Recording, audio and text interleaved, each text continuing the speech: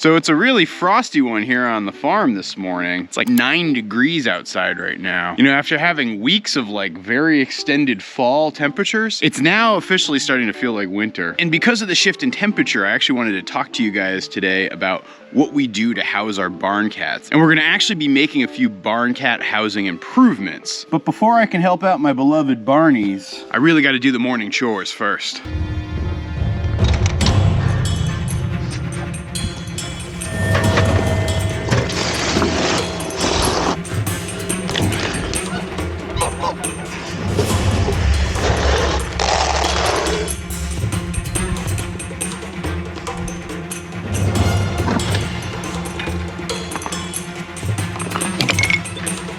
Molly Wobbles, come on. I'm gonna have to feed Molly separate again today. That was intense. Repo man's always intense. Molly. Our barn cats are a little bit prone to fighting, and so I sometimes need to space out where they eat. And quite honestly, it's not even just where they eat, but where they sleep too. You see, because back in the day when we just had Pablo barn cat and Lil barn cat, we used to have a little heated house that they would both get to use in the winter months, and it would just keep them warmer during those cold, cold Vermont winter nights. And the two of them were really adorable because they would just like cuddle up in there, and they would both share the same cat house, and so everything worked great. But with the arrival of Ginny and Molly last year, what I found is they're a little bit more territorial. Ginny and Molly will fight with Pablo, they'll fight with each other. And so because of that, I found that my sleeping situations for the barn cats last year were a little bit patchwork. But in today's video, part of what I want to do is actually set up a situation where everybody can have their own separate space. I mean, it's not like we don't have a giant barn here, and there's plenty of space. And these days, I even have plenty of electricity scattered around the farm, and in particular inside this barn. And so what we're gonna do is set up 4 separate houses for our barn cats today. And yes, I know I only have 3 barn cats, but I figured I'd give like an extra space so that like nobody's ever left out, and one of those houses is not gonna be heated. Now for the first barn cat house that we're gonna set up, we're actually gonna use the old house that I used to use for the cats in years past. I think these houses are actually really great, and honestly, if you're thinking about housing for your barn cats or outdoor cats, this is maybe the best option you can get. They're relatively affordable. I'll leave an affiliate link down below for where you can find one yourself online. But honestly, I've been using them for years and they've been great. You know, they have this little flap, and then they have this mat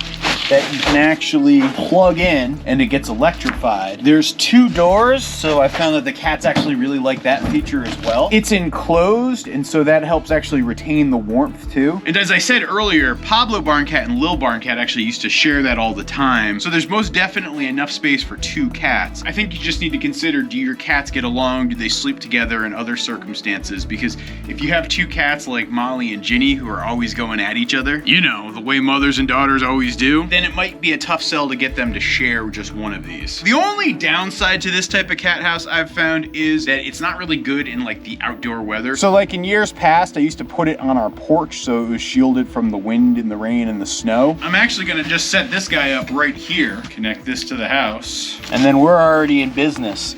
Now it will take a couple minutes for this to warm up, but I would expect to probably find some barn cats in here very soon. I also have a second new type of house that I'm gonna try out for my barn cats. And this is meant to be, how can somebody who doesn't want to build anything build a little warm shelter for their barn cats inside a barn? So all it's going to really consist of is this supersized heating pad, along with this just standard old plastic tote that you can get. If you're wondering about size, it's a 12-gallon tote. So now I'm just going to simply tuck this into here, set it down just like this, and now boom, our barn cats are in business. Now some might say that this looks tiny, but the intention is for this to be nice and toasty, and so I think this should work. Now I'll just use the same exact electric outlet the other one's plugged into. Plug this into here, plug this into here, turn the heat on, and away we go. Now in case anybody's wondering too, when you buy your heating mats, make sure they're fire safe. Like, you don't want a heating element or some sort of heat source that could actually start a fire, particularly as you see like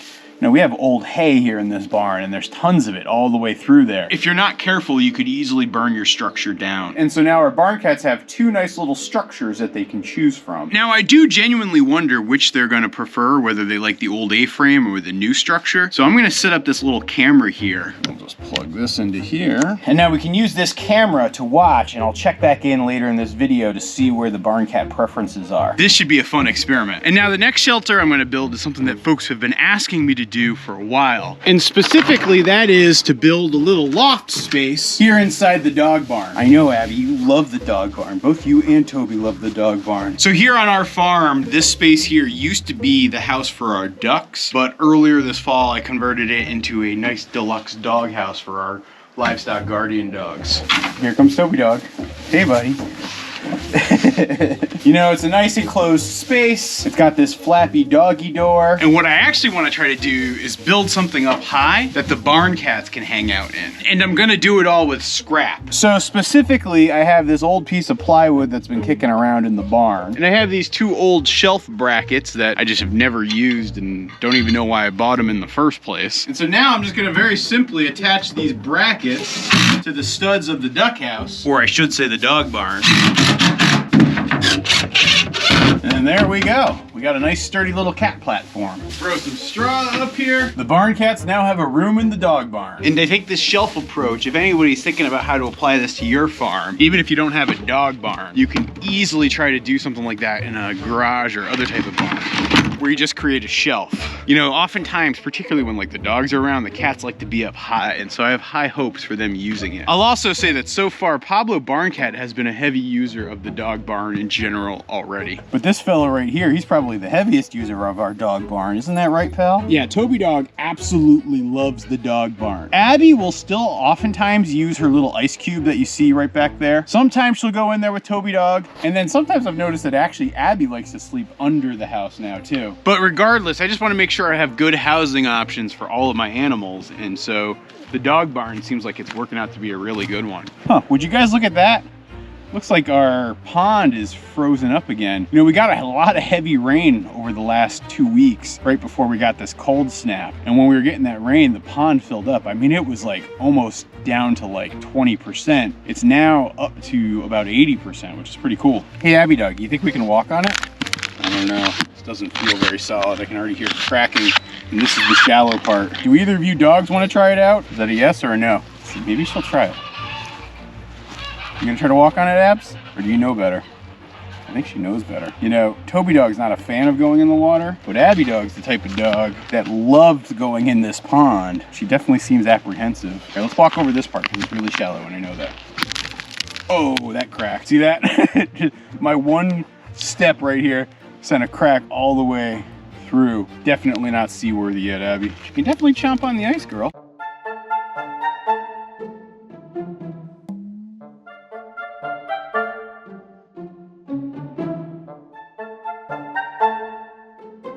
So the cats seemed like they were a little bit apprehensive at first about their new houses, but after about an hour or two they got used to it really quickly and they settled in.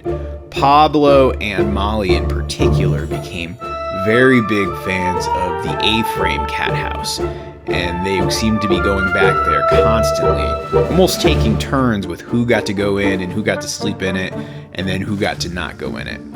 I did notice though that the cats completely ignored the other house, so even though there's a heated mat inside that little tote, they just don't seem all that interested in it, and they definitely prefer the A-frame house.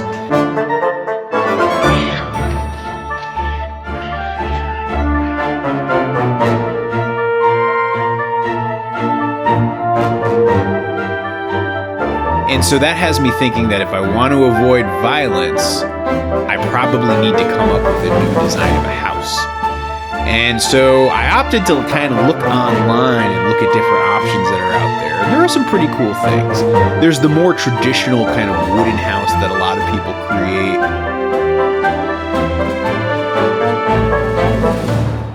But the design that seemed most intriguing to me is this cooler design that I've seen pop up in a couple of different places. And I think I might want to try to build it. I'm curious to hear what you guys think. Would that be something interesting to see? Do you want to see me try to build a cooler house for my cats? I don't know. Let me know down in the comments. I'll go get the cooler. I'm gonna go get the cooler. We should get the cooler. You know, despite how much work I might end up putting into building barn cat housing, I do fully recognize that the barn cats actually just like living in here, particularly around the cattle area. Particularly Ginny barn cat loves to hang out with the cows. It's actually pretty darn adorable. For the final form of barn cat housing, I actually have a second one of those A-frames that I set up inside the barn, and I'm actually gonna set it up right here in its traditional spot, right here on the porch. Cats are already excited that it's here. These are so easy to set up, like I said. You just plug them in, and you're good to go. So we'll have this one going as well. I think adding the additional houses will keep Ginny and Molly from getting too territorial with each other.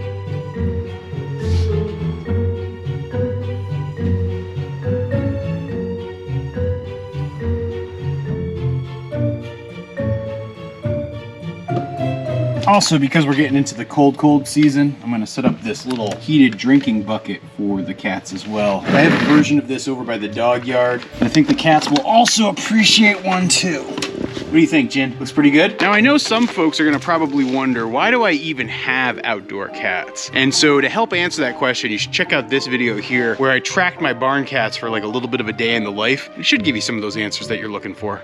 Thanks for watching, everybody. Say goodbye, Molly Wobbles.